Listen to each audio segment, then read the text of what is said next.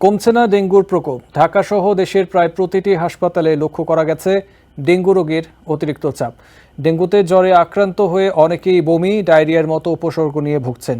গত ২৪ ঘন্টায় ডেঙ্গুতে আক্রান্ত হয়ে আরও ৭ জনের মৃত্যু হয়েছে।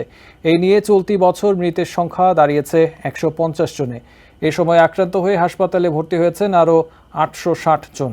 শনিবার স্বাস্থ্য অধিদপ্তরের হেলথ ইমার্জেন্সি অপারেশন সেন্টার ও কন্ট্রোল রুম থেকে পাঠানো এক সংবাদ বিজ্ঞপ্তিতে এই তথ্য জানানো হয়। বাংলাদেশে ক্রমেই বাড়ছে ডেঙ্গুর প্রকোপ। গত ২৪ ঘন্টায় সারা দেশে ডেঙ্গুতে আক্রান্ত হয়ে আরও ৮৬০ জন হাসপাতালে ভর্তি হয়েছেন। এতে ডেঙ্গুতে আক্রান্তের সংখ্যা দাঁড়িয়েছে ২৮,৫৬৫ জন। চলতি বছর মশাবাহিত রোগটিতে মৃত্যুর সংখ্যা দাঁড়িয়েছে ১৫০ জনে।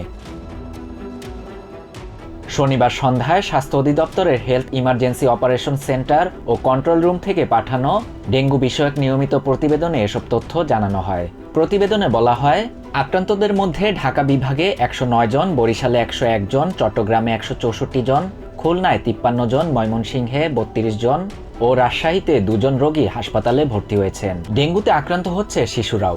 অগাস্ট থেকে ঢাকাসহ সারা দেশে এডিস মশাবাহিত রোগটিতে আক্রান্ত ও মৃত্যুর সংখ্যা বাড়ছে, যার মধ্যে একটি বড় অংশই শিশু।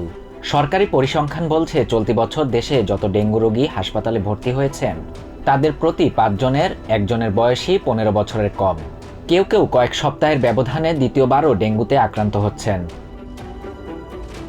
শিশুদের ডেঙ্গু আক্রান্ত হওয়ার ঝুঁকি বেড়ে যাওয়ায় সতর্কতা হিসেবে বাংলাদেশ শিশু হাসপাতালে চালু করা হয়েছে বিশেষায়িত ডেঙ্গু কর্নার। মশার ওষুধেও কাজ হচ্ছে না বলে জানান অনেকেই। গত বছর ডেঙ্গুতে আক্রান্ত হয়ে ১,৭০৫ জন মৃত্যুবরণ করেন। আক্রান্ত হন ৩,২১,১৭৯ জন। শাহরিয়ার শাফাত, TVN 24 news desk. New York থেকে সম্প্রচারিত TVN 24 টেলিভিশন বিশ্বজুড়ে বাঙালির কণ্ঠস্বর।